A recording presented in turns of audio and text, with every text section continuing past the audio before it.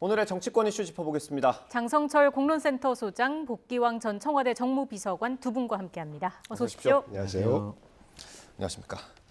이상민 장관의 해임 건의안 얘기부터 시작을 해보겠습니다. 사실 민주당에서 해임 건의안도 약간 머뭇거리는 것처럼 어제는 보이기도 했거든요. 근데 지금은 한 발 더 나갔어요, 오히려. 그 이유가 뭐라고 보세요? 탄핵소추안 제출하겠다 예. 이런 식으로까지 확대하고 있는데 도저히 이해가 가지 않습니다. 국정조사를 통해서 제대로 된 진상규명을 하고 그 자리에 이상민 행정안전부 장관을 불러내서 당신 이러이러한 일을 잘못했다라고 민주당이 공격을 하고 정치적인 책임을 물으면 되는 것인데 이것을 지금 해임 건의안을 하고 탄핵소추안을 해서 정치적인 책임을 묻겠다라는 것은 이것은 이상민 장관에 대한 공격보다는 다른 요인이 있다라고 저는 해석하고 싶어요. 다른 요인. 네, 결국에는 이재명 당대표에 대한 사법적인 리스크가 점점 커져가고 예. 김의겸, 장경태, 노웅래 이런 분들에 대한 여러 가지 법률적인 사법적인 일들이 계속 벌어지고 있어서 네. 민주당이 수세적인 입장이었거든요. 근데 이 해임 건의안을 내고 탄핵소추안을 내므로써 프레임을 전환시켰어요. 네. 지금 민주당에 대한 어떤 공격보다는 민주당이 다시 여권과 국민의힘, 대통령을 공격하는 형식으로 많이 바뀌었거든요, 양상이. 주도권을 지금 민주당이 잡았다, 저것을 네. 내므로써. 그러한 정쟁적인 요소가 있는 것이 아니냐라는 좀 생각이 들어서 민주당은 상당히 좀 부적절한 행동을 하고 있다라고 말씀드립니다. 결국 시선 돌리기용이다. 약간 그렇죠. 이런 쪽으로 생각을 하시는 것 같아요. 여기에 대해서 어떤 말씀해 주실까요? 이태원 참사가 일어난 지 한 달 하루가 지났습니다. 네. 그동안 누가 책임을 지고 있습니까? 정부에서. 민주당과 국민들은 한 목소리로 총리 스스로 물러나고 행안부 장관 파면하라라는 목소리를 계속해서 유지해왔어요. 네. 네. 유족들도 정부가 책임지는 모습 그리고 대국민 담화 형식의 사과하는 모습을 기다리고 있다라고 말씀하세요. 그래서 이상민 장관에 대해서는 국정조사와 연결 짓지 말고 이 윤석열 정부에서 정치적 책임을 보이는 모습, 반성하는 모습, 사과하는 모습을 좀 보여라라는 것이기 때문에 연결되어 있지 않다라는 부분 확인을 시켜드리고 네. 그다음에 이제 국정조사는 국정조사 결과에 따라서 잘못한 사람들 자리에서 물러나고 하는 게 아니에요. 국정조사의 본래의 목적은 이 안에서 혹시 수사를 통해서 수사는 현미경이고 국정조사는 현미경보다는 훨씬 더 넓은 눈으로 바라보는 겁니다. 그래서 시스템을 어떻게 정비할 것인지가 첫 번째 문제이면서 동시에 우리 사회가 안전에 대한 가치를 얼마나 더 소중하게 만들어 나갈 것인지 이런 부분으로 연결돼요. 네. 수사는 처벌로 연결된다면 그래서 국정조사는 우리 안전 시스템을 더 만들기 위한 이러한 과정이고 국민들의 궁금증을 풀어준다라는 어떤 과정으로 받아들여야 되지 이것을 정치적 책임자가 누군지 가려내자라는 국정조사는 결코 아니다. 그래서 이 부분은 연결되어 있지 않다라는 예. 말씀드리고 하신 말씀 중에서 방탄 부분 말씀하셨는데요. 요즘 방탄이 됩니까? 검찰 수사하시는 거 봐요. 어제 서욱 전 국정원장에 대해서 장관에 대해서 안보실장에 대해서 저 구속영장 청구했지 않습니까?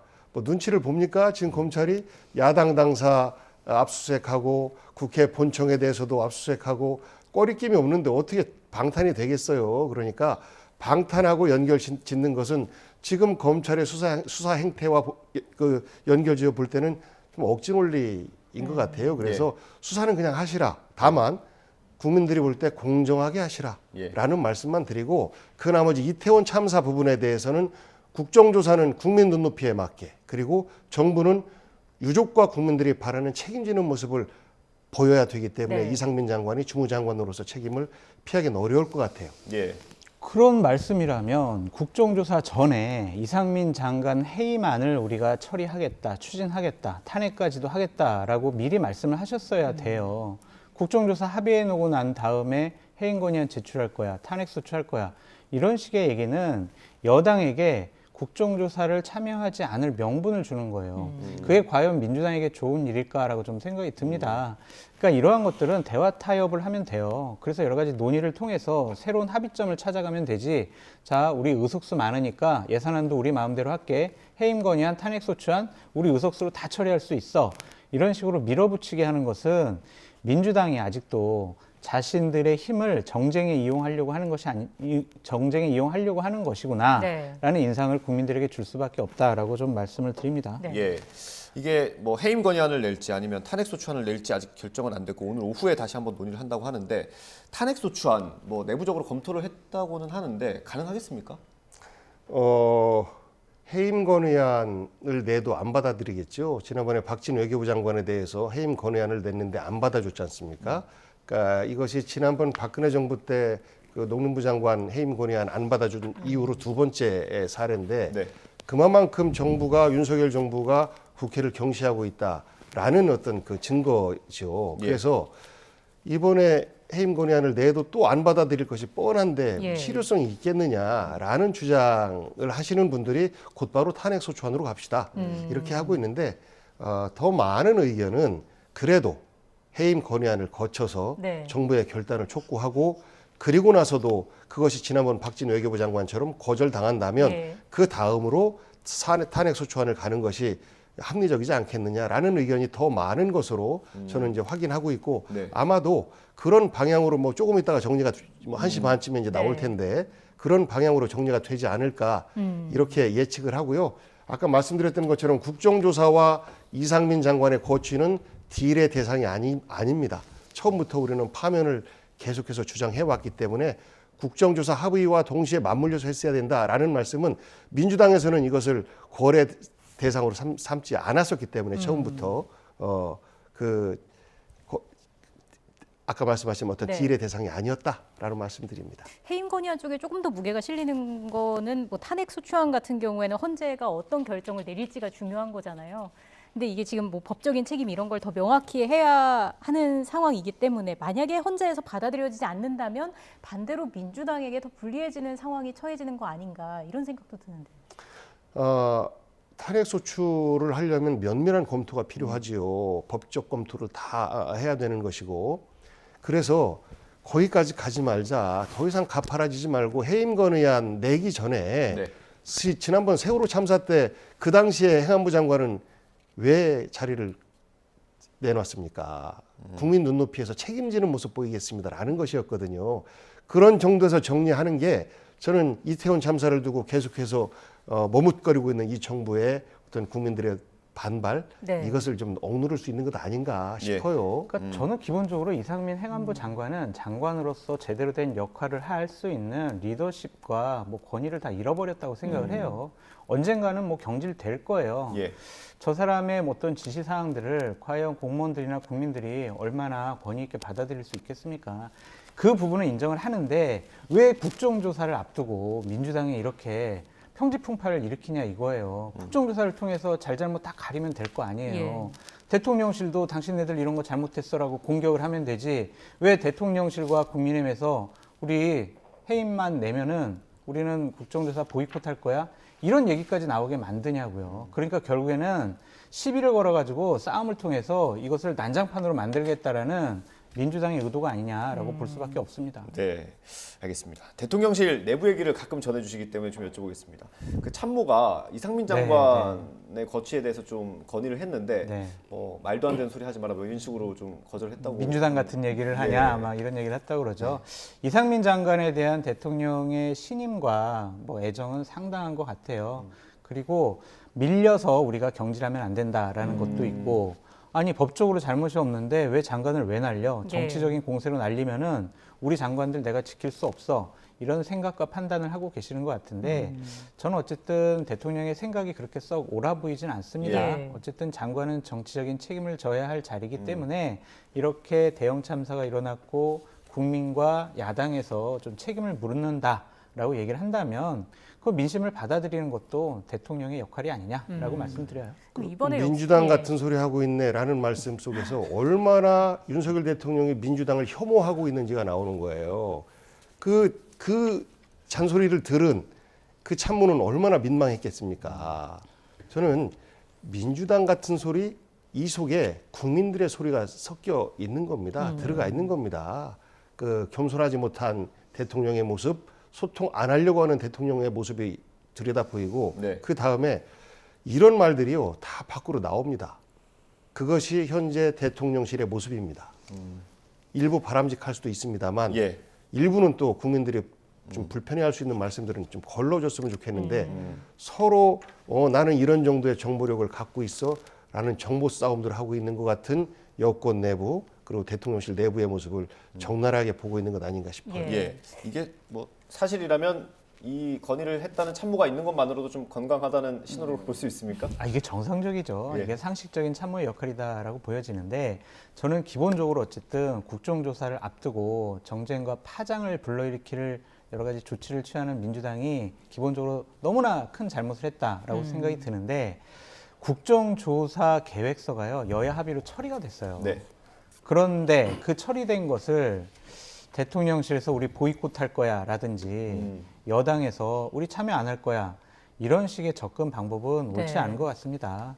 국회는 대화와 타협을 하는 곳이거든요. 그런 걸 통해서 차이점을 극복을 해서 새로운 안을 만들어가는 것이 국회인데 너희들 내 말 안 들어? 우리 안 해.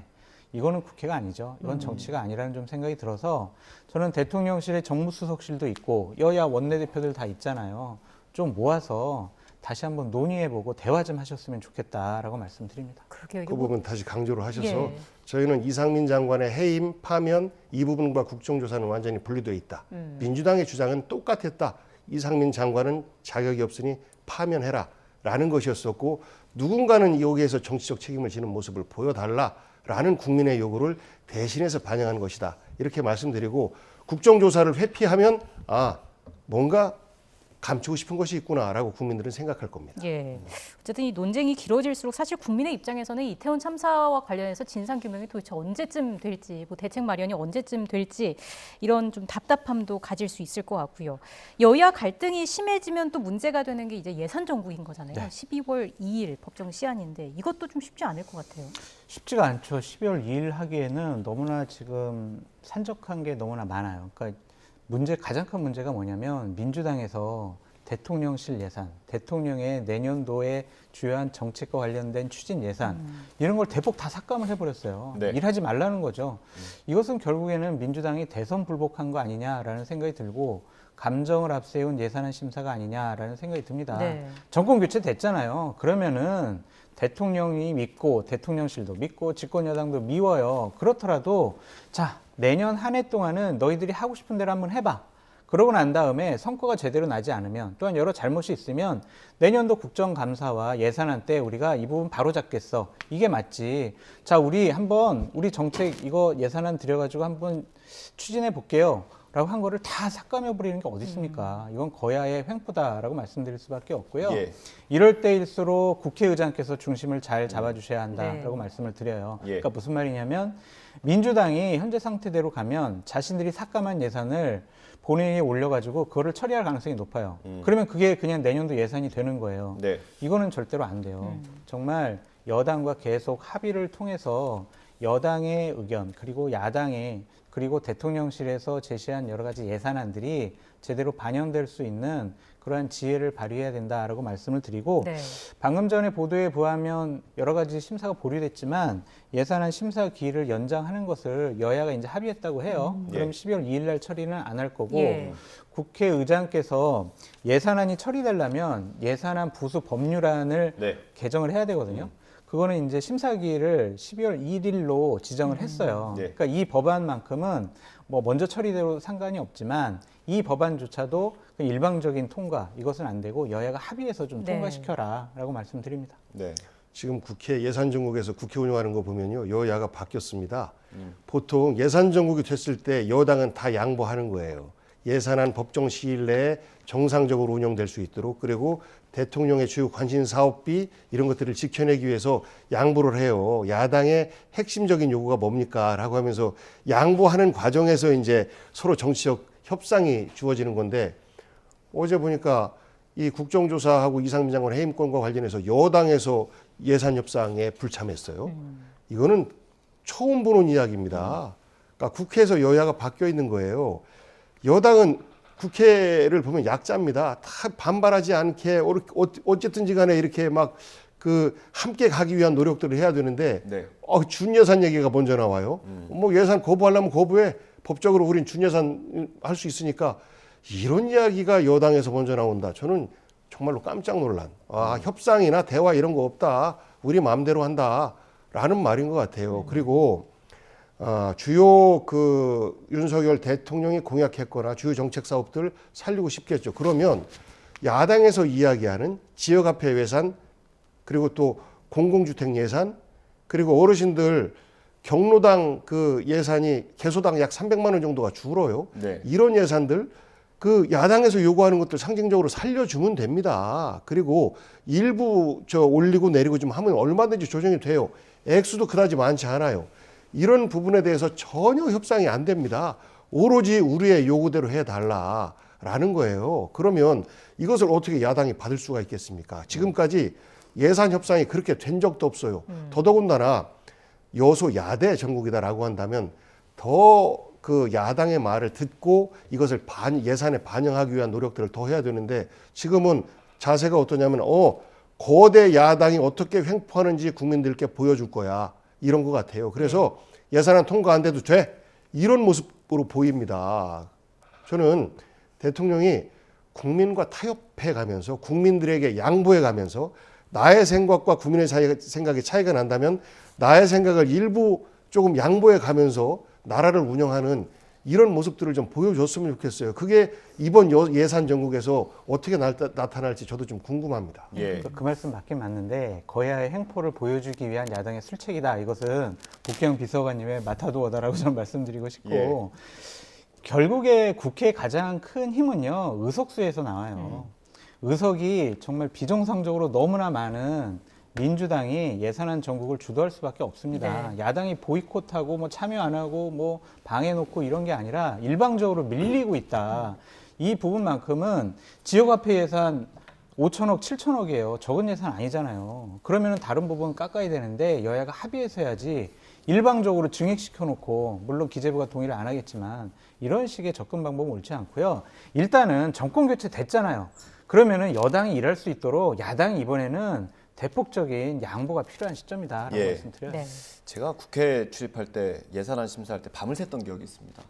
기간이 상당히 길지 않습니까? 한 달 정도 있는데 꼭 마지막 하루 이틀 정도 이렇게 밤을 새서 하더라고요. 이번에도 똑같은 일이 재현될 것 같아요. 그게 이제 정치적 협상입니다. 네.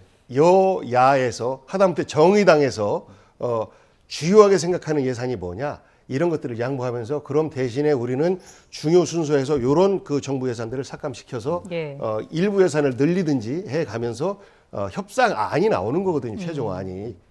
그런데 지금은 그런 모습들이 안 보여요. 5천억, 7천억 이거요 예산안 협상하는데 굉장히 적은 금액입니다.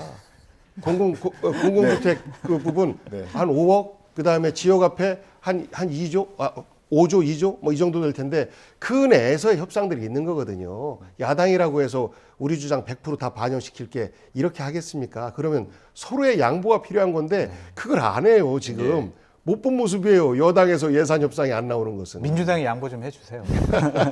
비서관님이 그 작은 규모라고 말씀하신 건 전체 우리나라 예산 600조 가운데 조금 작은 파이다라고 말씀해 주신 것 같고요. 네. 주제를 좀 바꿔서요. 국민의힘 얘기로 넘어가 보겠습니다. 차기 전당대회 관련해서 얘기가 좀 수면 위로 슬슬 올라오고 있는 모습인데 특히 시기와 관련해서 관심이 높습니다. 애초에는 뭐 한 4월 이후 그때가 뭐 얘기가 됐던 것 같은데 2말 3초 이야기가 나왔어요. 그냥 대통령실의 분위기를 보면 그렇게 늦게 할 필요가 있겠어? 그냥 빨리 해. 2월, 3월 그때 하는 게 좋겠어. 라고 하는 분위기가 그 22일 날 윤핵관들을 만나기 전에도 솔솔 흘러나오고 있었어요.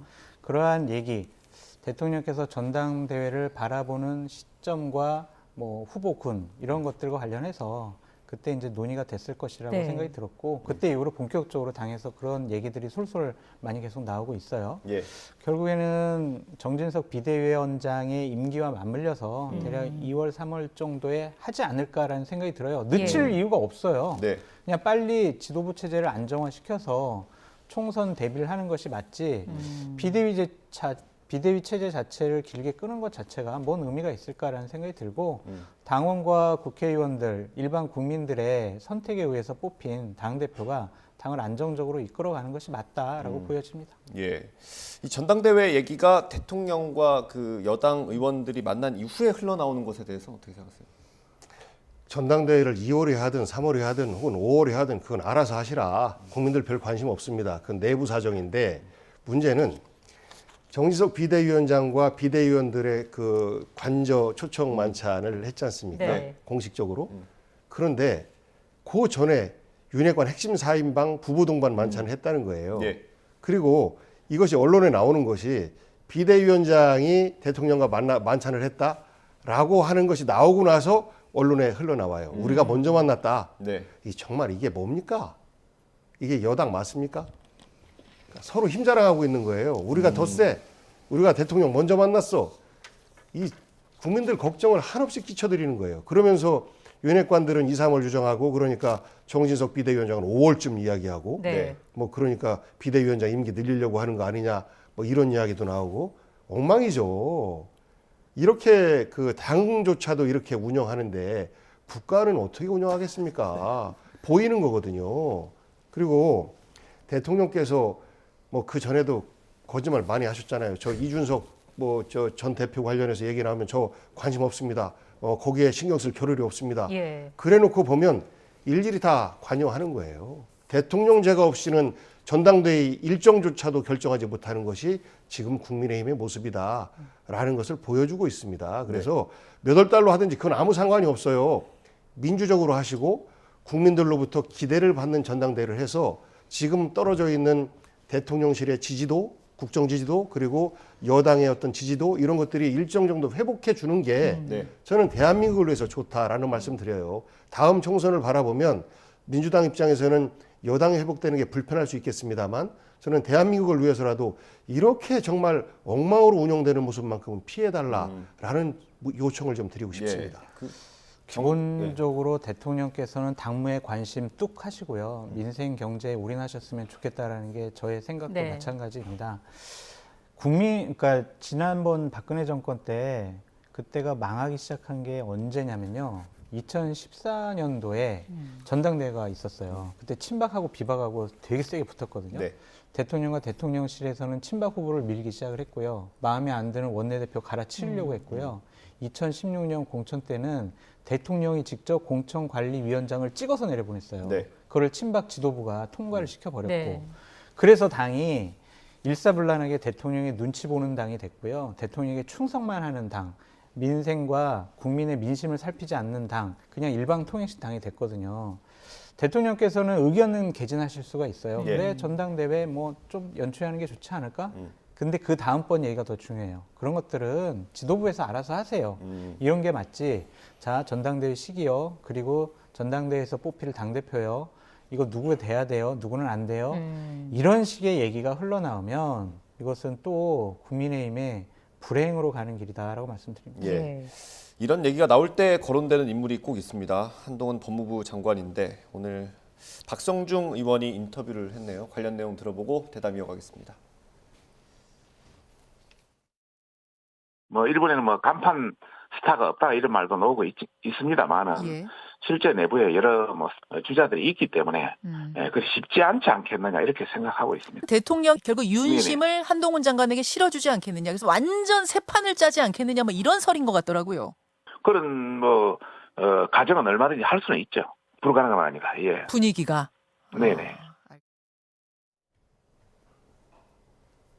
예, 소장님 가능성 어떻게 보세요? 저는 51%라고 봐요. 그러니까 전당대회 때 한동훈 장관이 전격적으로 당대표 후보로 출마를 해서 당을 개혁하고 바꾸는데 상징적인 인물로 깜짝 등장할 가능성도 있다라고 생각이 듭니다. 예. 왜냐하면 대통령실과 대통령 그리고 지금 집권의 핵심 세력들은 정치권, 국민의힘에 있는 의원들 모두 다 그렇게 능력 있는 사람 아닌 것 같아.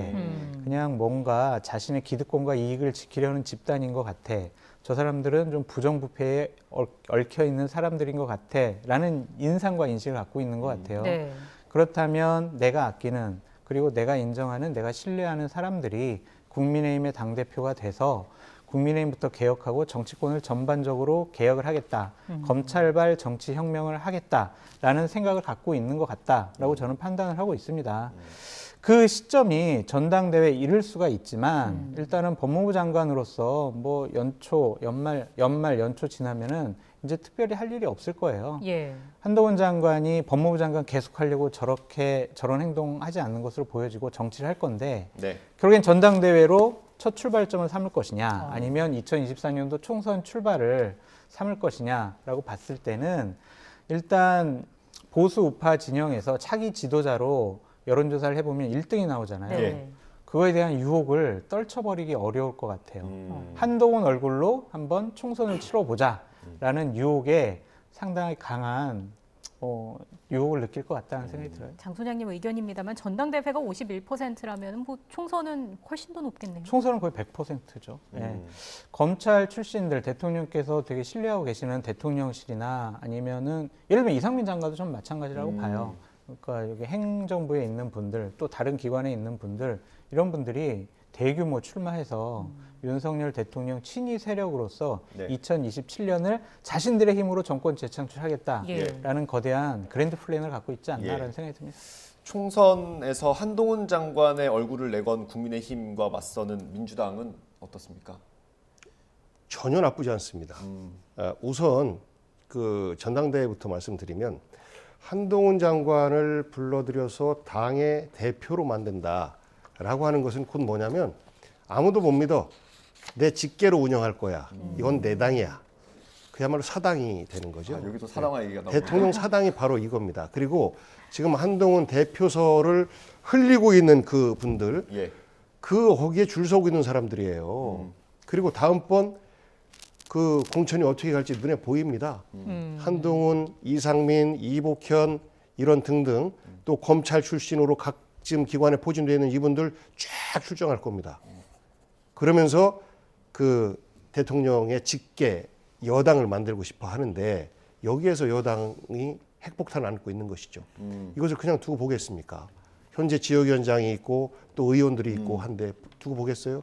초선일수록 또 대구 경북일수록 말을 잘 듣는 이유가 그쪽에서는 사실 지역의 어떤 인지도 지지도보다는 그냥 누구를 꽂느냐 공천을 누가 받느냐 이 싸움 아니겠습니까? 네. 그래서 서로 충성 경쟁하고 있는데 예. 저는 아주 건강하지 못한 발상이다라는 말씀하고 네. 또 하나는 유승민 의원 같은 경우가 민주당에서는 굉장히 좀 두려운 존재이기도 합니다. 그런데 이런 분들이 혹시 대표가 될까 봐 지금 전당대회 룰을 선보아야 된다 이런 말도 나오잖아요. 네네. 30%의 국민 여론 이것이 너무 많다. 이건 정말 말도 안 되는 어거지 아니겠습니까? 네. 지난번에 민주당을 보고 왜 국민 여론 안 듣고 권리당원만 가지고 투표하느냐 그게 민주정당이냐라고 공격했던 분들이 바로 이렇게 입장을 바꾸는 모습을 보이는 것 예. 정말 너무한다. 그리고 이 정부의 지분을 갖고 있는 안철수 어떻게 할 겁니까? 저는 첩첩산중 이런 문제들을 풀어야 될 게 대통령의 숙제인데 예. 대통령의 그런 얕은 정치적으로 과연 이런 문제들을 돌파할 수 있을까? 오로지 힘으로 깨겠다라는 것 아니고서는 이러한 넉마처럼 얽힌 이 숙제를 풀기는 좀 어려워 보이지 않나 싶습니다. 알겠습니다. 저희가 남은 시간이 많지는 않아서 간략하게 민주당 이야기도 하고 마무리를 좀 하겠습니다. 지금 뭐 민주당 이재명 대표를 향해서 용퇴론까지 나오는 상황이고요. 최근 비명계 의원들 모임에서 이 대표에 대한 비판의 목소리가 나왔다고도 하는데 지금 민주당 내 기류 변화가 있다라고도 볼 수 있습니까? 아닙니다. 전혀 없습니다. 지금 이 상황에서 고개를 내밀면 오히려 죽는다.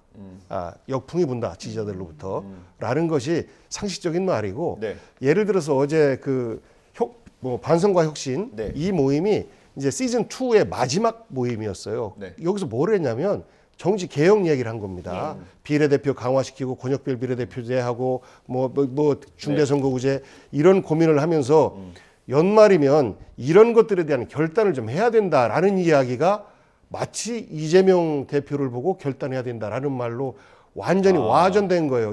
한 보수 언론이 이것을 이렇게 꼬아서 그 김영배 의원 바로 말씀하신 그렇습니다. 거죠? 김영배 의원이 마지막 정리말로 이제 이렇게 한 것인데 그래서 현재는 이재명 대표를 중심으로 민주당이 잘 나가야 된다라는 기류에는 변함이 없고 예. 다만 현재 진행되고 있는 사법 리스크 개인적인 부분과 또 공적인 부분이 있는 거 아니겠습니까? 네. 개인적인 부분은 개인이 방어하고 네. 또 당으로 들어오는 정치 공격에는 당으로 네. 단합해서 함께 대응해야 된다라는 기류는 뭐 예나 지금이나 변함이 없다라는 말씀드리고 설령 민주당의 차기 당권이나 당을 보는 분들이 지금 이재명 대표 위험에 내가 나설게 하는 순간 그분은 집안 어려운데 자기가 자기만 살 길 찾겠다고 네. 하네라고 하면서 오히려 독이 될 겁니다. 근데 그 김영배 의원 발언은 뭐 그렇게 수정을 해주셨고요. 근데 이원우 의원 같은 경우는 좀 전에 말씀하셨던 사당화 얘기를 했거든요. 그러니까 이원욱 의원 같은 경우는 그 전부터 일관되게 주장을 해왔던 거예요. 그러니까 문재인 대통령 당시 강성 문팬들이 문재인을 지지하면서 민주당 의원들의 입을 막고 있다라는 주장을 그때도 했고 지금 온라인 지지자들 얘기한 거거든요. 그분들의 그런 열성 혹은 지나친 열정 때문에 우리 국회의원들이 말을 제대로 못한다라는 취지의 이야기였고 그것을 어떤 막기 위한 제도적 장치가 필요한 거 아니냐 이런 이야기가 그 내용의 핵심이었습니다.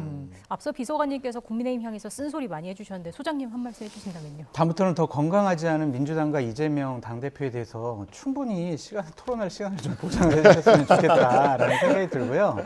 저는 민주당 이재명 당대표가 있는 것에 대해서 좀 부끄러워하셨으면 좋겠다라는 생각이 듭니다. 예. 역대 야당 아니면 정치권의 당대표 중에서 정과 사범에 형수에게 그러한 욕설을 한 분, 그리고 대장동 여러 가지 비리 의혹 때문에 측근과 분신이 구속을 당했습니다.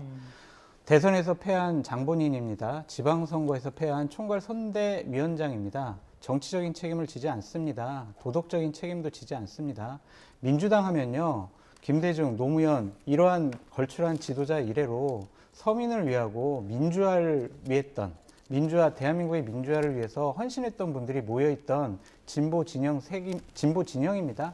그런 분들이 어떻게 하다가 이런 분을 당대표로 맞이해서 지금 진영 자체가 몰락하는 그러한 진흙탕 속으로 몰려 들어가는 그러한 움직임에 동조를 하고 있습니까?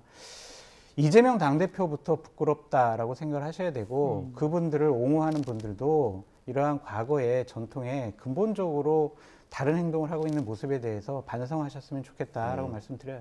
우리 국민들도 대통령 잘못 뽑았다 부끄럽다라는 이야기 많이 그건 합니다. 앞에 충분히 비판하셨잖아요. 그래서 저는 그런 걱정을 달래줄 수 있는 대통령 그리고 마찬가지로 이재명 대표에 대한 그런 우려 이런 것들을 잘 씻어내고 건강한 야당으로서 자리매김하는 민주당 이런 모습이 되기를 저도 희망합니다. 알겠습니다. 주제 순서 정하는 거 저희가 좀 더 고민을 해보겠습니다. 지금까지 장성철 공론센터 소장 그리고 복기왕 전 청와대 정무비서관과 함께했습니다. 고맙습니다. 감사합니다.